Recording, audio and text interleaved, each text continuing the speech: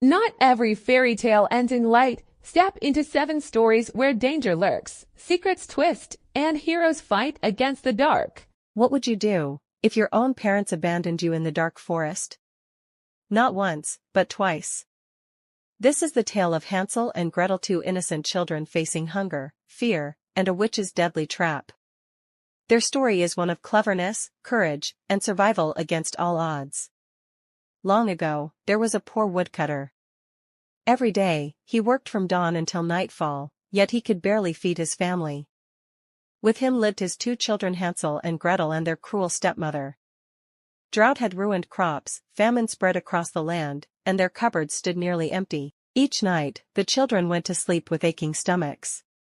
One night, the stepmother whispered bitterly, "Tomorrow, we'll take the children deep into the forest, and leave them there. Otherwise, we'll all starve to death." The woodcutter's heart broke at these words. He loved his children dearly, but his wife's cold eyes and sharp tongue left him weak and powerless. One night, the stepmother whispered bitterly, "Tomorrow, we'll take the children deep into the forest, and leave them there. Otherwise, we'll all starve to death." The woodcutter's heart broke at these words. He loved his children dearly, but his wife's cold eyes and sharp tongue left him weak and powerless. The next morning, the parents led Hansel and Gretel deep into the woods. With each step, the trees grew taller, shadows darker, and the children's hearts heavier. Secretly, Hansel dropped one stone after another, leaving a glittering trail behind them. At noon, their father gathered wood and lit a fire, telling them to rest. Then he and the stepmother slipped away, leaving the children alone. When night fell, fear pressed in, but Hansel held Gretel's hand. Under the moonlight, the white stones shone like 1,000 tiny lamps, guiding them safely home. Their stepmother was furious at their return. Days later, she forced their father again. This time, Hansel could not gather stones. The cruel woman had locked every door and window tightly. On the way, Hansel broke a piece of bread and secretly dropped crumbs along the path. "Don't worry, Gretel," he whispered, "we'll find our way back again." But when they tried to return, the crumbs had vanished, eaten by birds. Darkness surrounded them. Hungry and lost, the children wandered deeper into the woods. At last, they saw something wondrous, a house made of gingerbread, sugar, and shining candy. The walls smelled sweet, the windows glistened with sugar. Starving, Hansel broke a piece, Gretel licked the sugar glass, and both ate with joy. Suddenly, the door creaked open. An old woman smiled kindly, inviting them inside. "Oh, poor children, come in, eat as much as you like." But behind that smile hid a wicked witch. The witch slammed the door, locked Hansel inside a cage, and forced Gretel to cook and clean. "I will fatten the boy until he is ready to eat," she hissed. Each day, the witch reached into the cage to feel Hansel's finger, checking if he had grown plump. Clever Hansel, however, held out a chicken bone he had found. Nearly blind, the witch believed he was still thin. Days turned to weeks, and Hansel grew no fatter in her eyes. At last, the witch grew impatient. She ordered Gretel to climb into the oven to check the fire. Gretel pretended not to understand. "Show me, dear grandmother, how do I climb in?" Grumbling, the witch bent down and stuck her head inside. In that instant, Gretel pushed hard and slammed the door shut. Flames roared, and the witch was gone forever. Hansel and Gretel unlocked the cage, explored the house, and found chests of gold, silver, and jewels hidden in every corner. At last, they were free, not just from hunger, but from fear. Guided by a swan across the wide river, the children returned home to their father. The cruel stepmother had died, and the poor woodcutter wept with joy. From then on, Hansel, Gretel, and their father lived together in happiness, never hungry, never abandoned again. Little Red Riding Hood in a cozy wooden cottage, packing a basket with bread and fruit, sunlight streaming through a small window. Little Red Riding Hood's mother, kneeling, speaking gently, pointing her finger as if warning, inside a warm kitchen. Little Red Riding Hood tying her bright red hood, smiling, door open to reveal the village outside. Little Red Riding Hood waving at her mother from outside the wooden gate, flowers blooming around.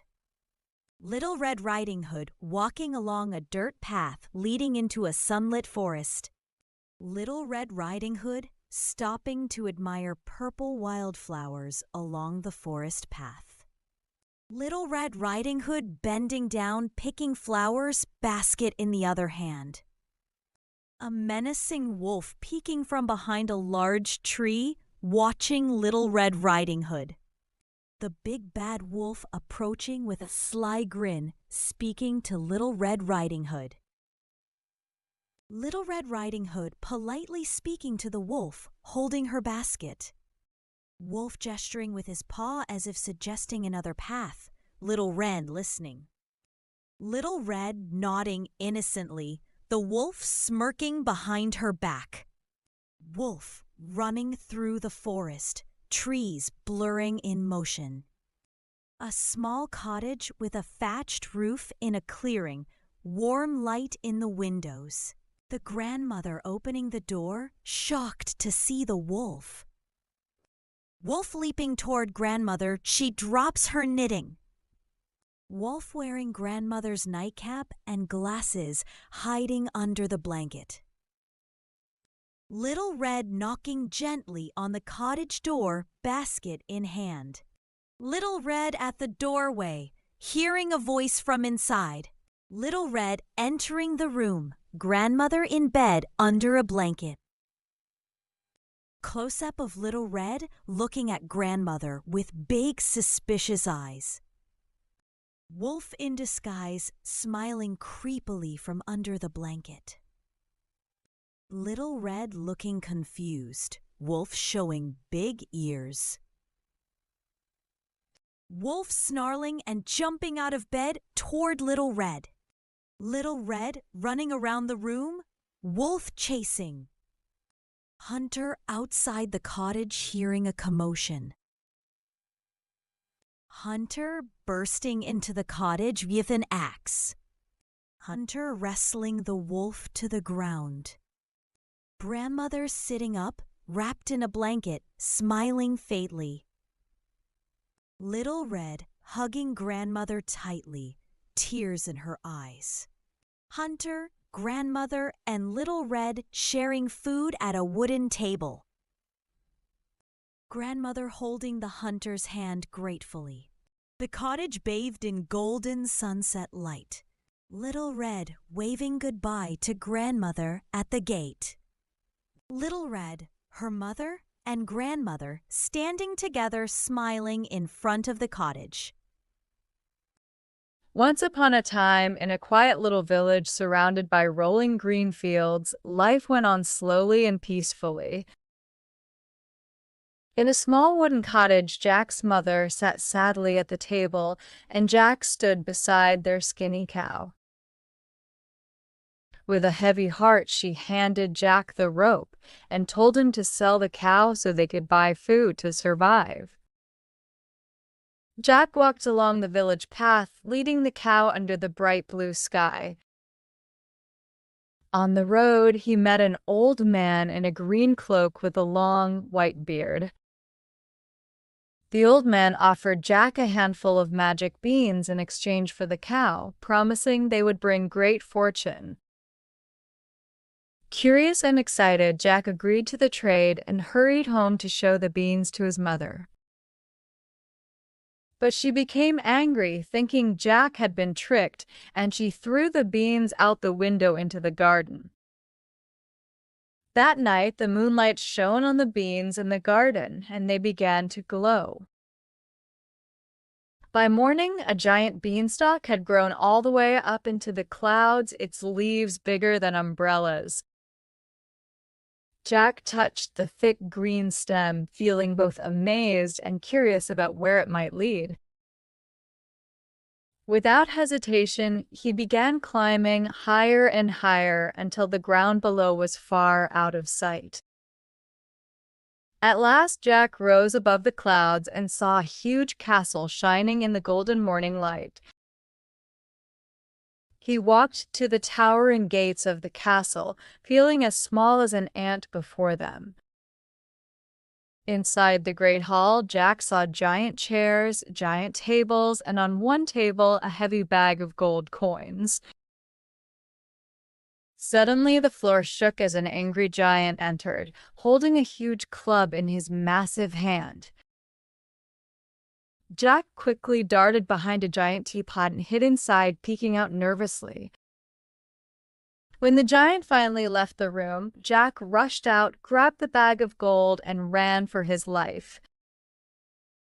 Back home, his mother's eyes filled with joy and relief to see her son safe and carrying treasure. Soon after, Jack decided to climb the beanstalk once again, eager to see what else he might find. This time, he discovered a magical harp that could sing with a sweet, gentle voice. Jack brought the harp home, and it filled their little cottage with beautiful music, leaving his mother amazed. On his third trip up, Jack found a goose that could lay eggs made of pure gold. But before he could leave, the giant spotted him and let out a roar, chasing after him. Jack slid quickly down the beanstalk, the wind whipping at his face as he raced to the ground. The giant clambered down after him, his huge hands gripping the stalk in anger. Jack burst into the cottage, grabbed an axe, and prepared to defend himself. With all his strength, he chopped at the beanstalk, which shook and swayed under the giant's weight. The beanstalk crashed to the ground, and the giant tumbled from the sky, never to be seen again. Jack and his mother hugged tightly, with the golden goose and the singing harp safe by their side. New cottage with flowers, bright sunny day. With their new treasures, they built a bright, beautiful home surrounded by colorful flowers.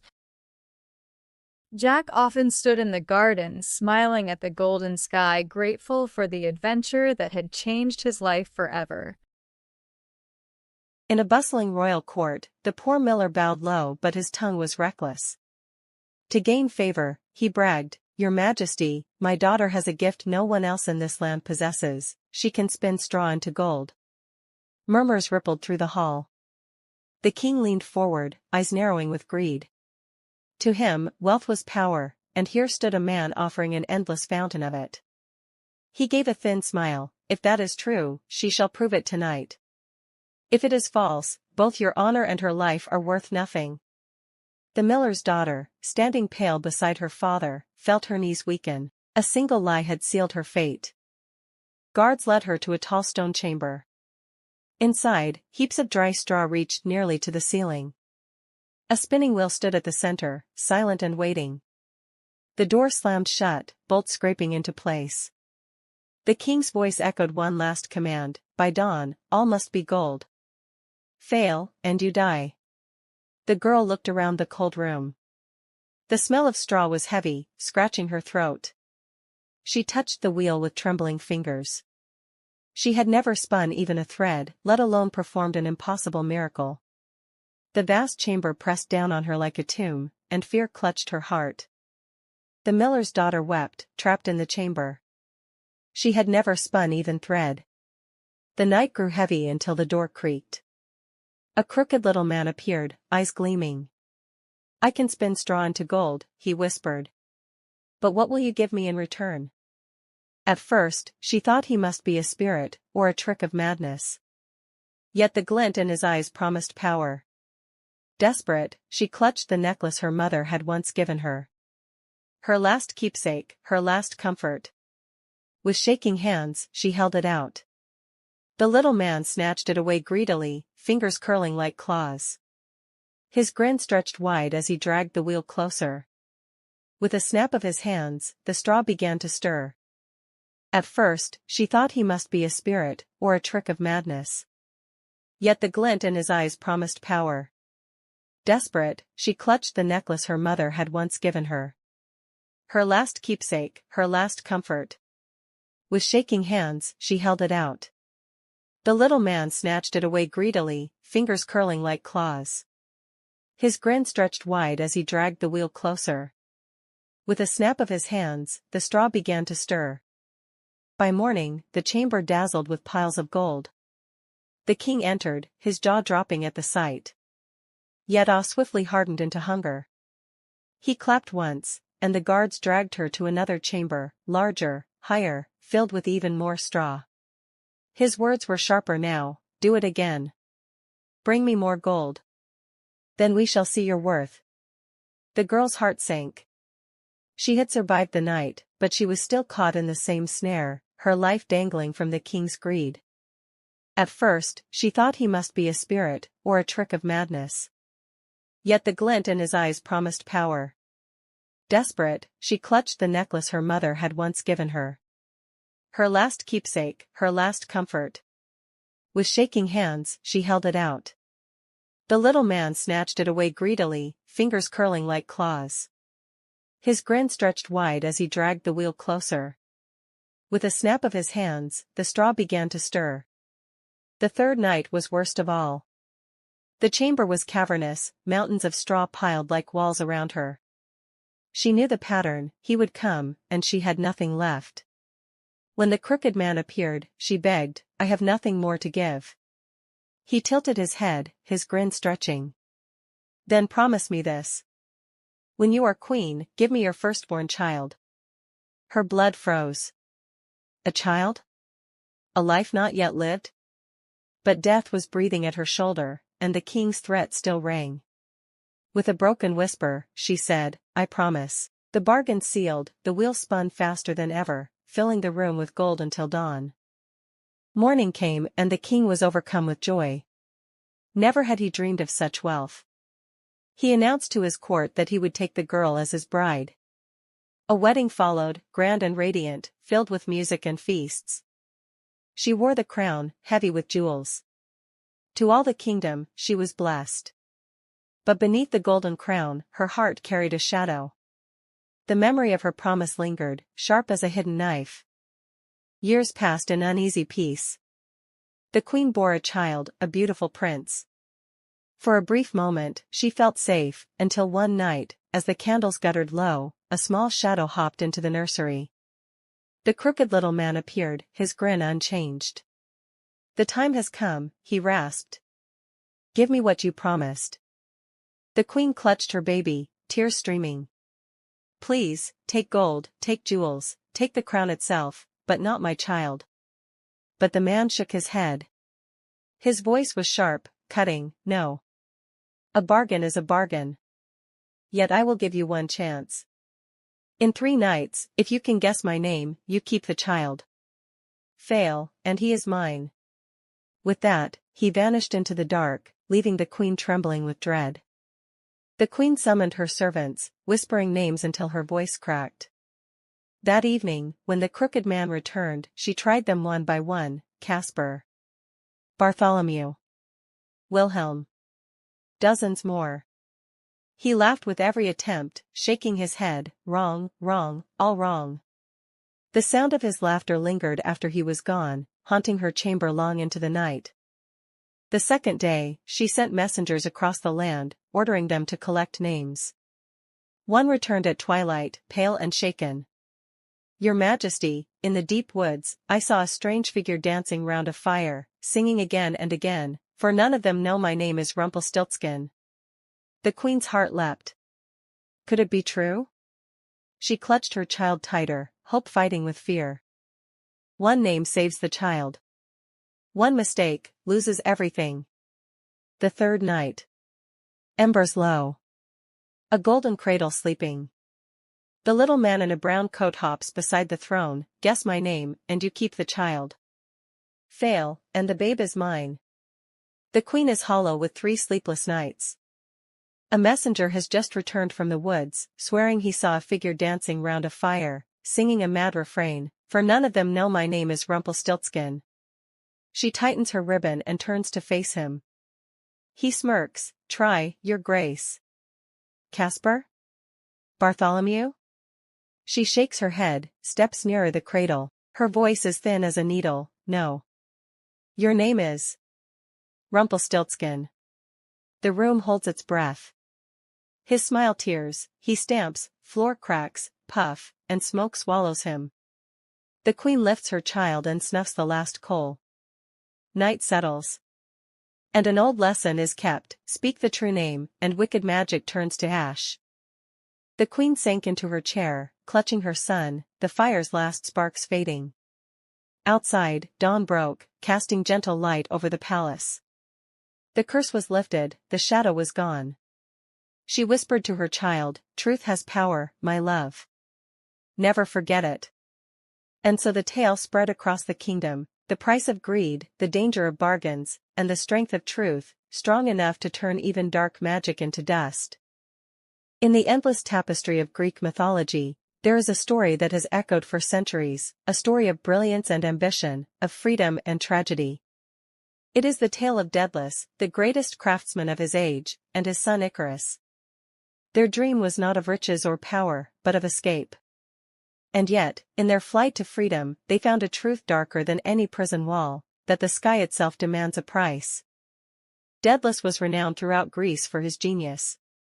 His hands could shape stone, wood, and metal into wonders no one else could imagine. For King Minos of Crete, he built the labyrinth, a maze so cunning that none could escape it. But Minos, fearful of betrayal, turned his gratitude to suspicion. If Daedalus could build a prison no one could escape, then who could guarantee that he himself would not reveal its secrets? And so the king chained the master and his young son to the island they could not leave. Days turned into months. Father and son stared at the vast blue sea, each wave a reminder of their captivity. No boat dared approach, no messenger came to free them. For Icarus, the prison was unbearable. For Daedalus, it was a challenge. He looked not at the sea, nor the earth, but at the sky above and whispered, if the gods gave us no road on land, and the sea is barred, then perhaps they left one final path, the heavens themselves. With nothing but patience and desperation, Daedalus began his work. He gathered feathers from gulls and ravens, binding them with string, sealing them with wax from stolen hives. Every day he tested, adjusted, reshaped. His son watched, eyes wide, as scraps of feather grew into wings vast enough to bear a man. One pair for the father, one for the son. They were not weapons, not chains, but a promise, a way back to freedom. Days turned into months. Father and son stared at the vast blue sea, each wave a reminder of their captivity. No boat dared approach, no messenger came to free them. For Icarus, the prison was unbearable. For Daedalus, it was a challenge. He looked not at the sea, nor the earth, but at the sky above and whispered, if the gods gave us no road on land, and the sea is barred, then perhaps they left one final path, the heavens themselves. With nothing but patience and desperation, Daedalus began his work. He gathered feathers from gulls and ravens, binding them with string, sealing them with wax from stolen hives. Every day he tested, adjusted, reshaped. His son watched, eyes wide, as scraps of feather grew into wings vast enough to bear a man. One pair for the father, one for the son. They were not weapons, not chains, but a promise, a way back to freedom. For Daedalus, each steady beat of his wings was relief. But for Icarus, it was ecstasy. He laughed, he shouted, he soared upward in spirals. He dipped toward the waves, then shot upward again, reveling in the dizzying freedom. Never before had the world looked so small, nor the sky so infinite. The prison walls were far behind, and before him stretched eternity. Daedalus kept his course steady, glancing often at his son. Again and again, he called, not too high, Icarus. Remember what I told you. But his voice was thin against the roar of wind, drowned out by Icarus's own laughter. Youth and pride deafened him. He did not see the danger, only the glory of the sky.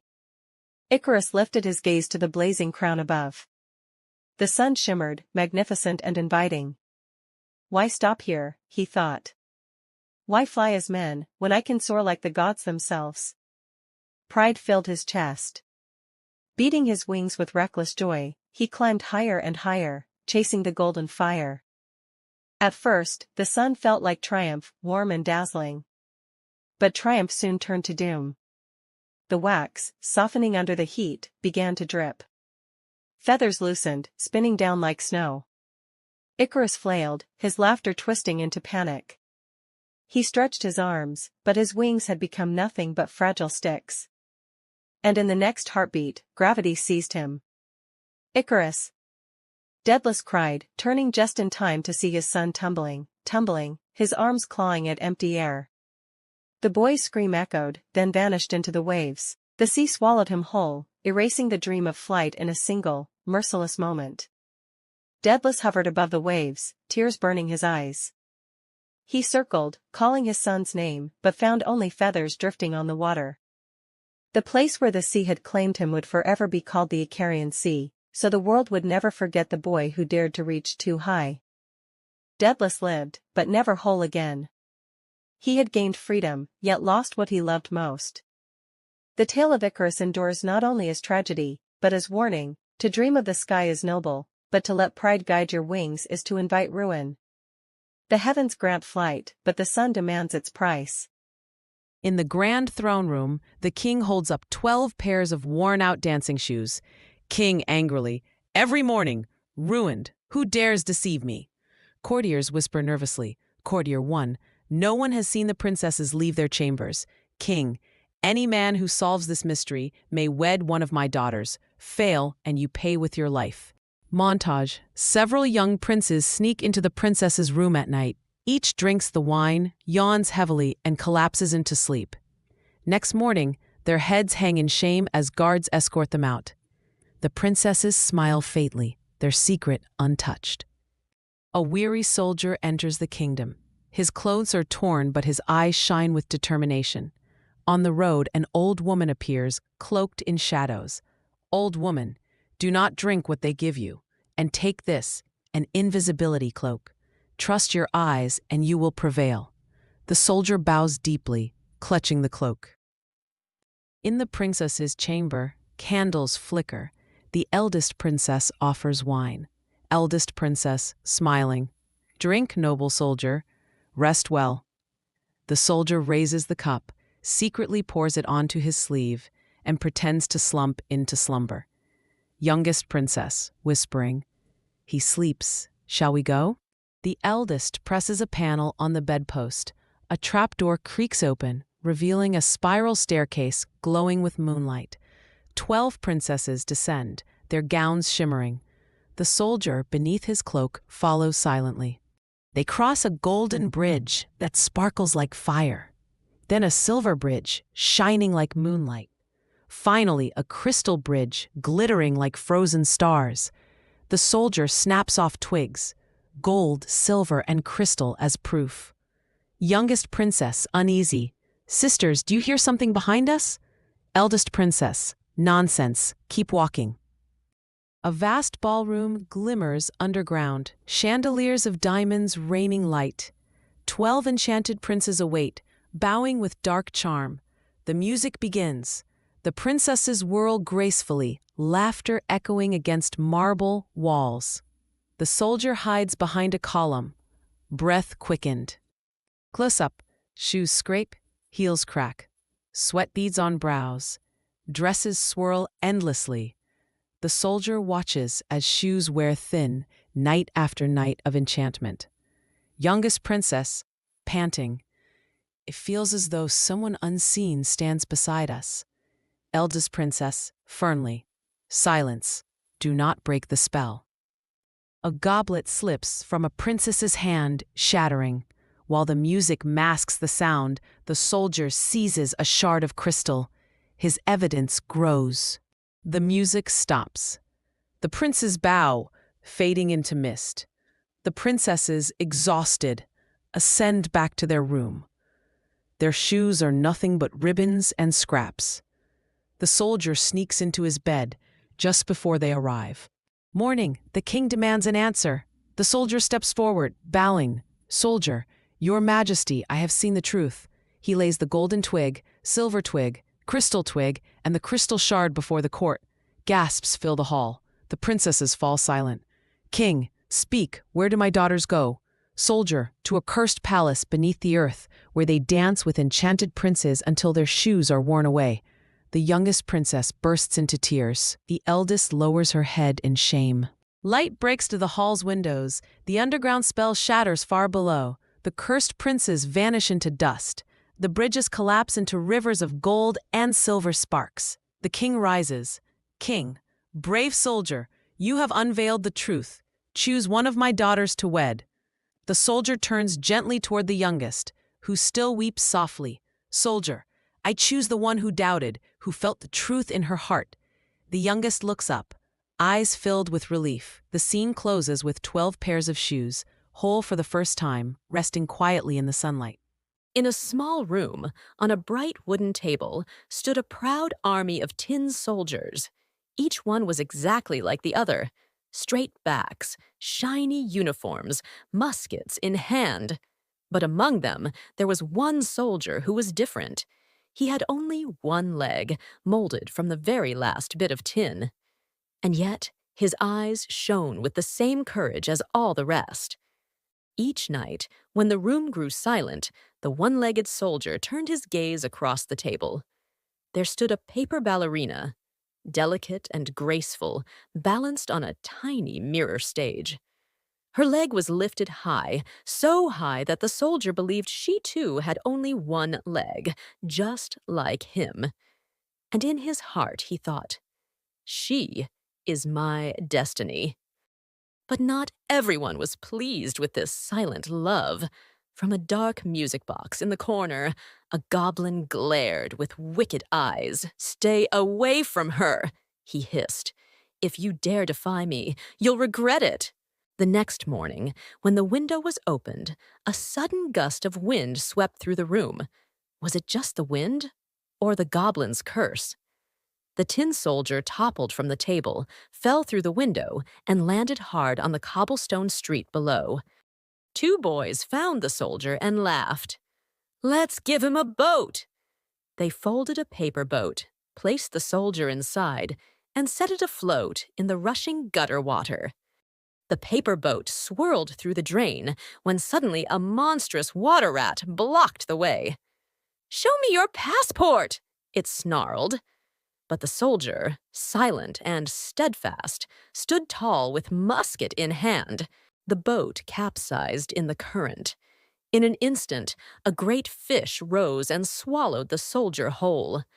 Inside the dark belly of the fish, he remained as always, upright, brave, unyielding. Fate had its plans. The fish was caught by a fisherman, brought to market, and sold to a cook. When the cook sliced it open, out fell the little tin soldier, right back in the very house where he began.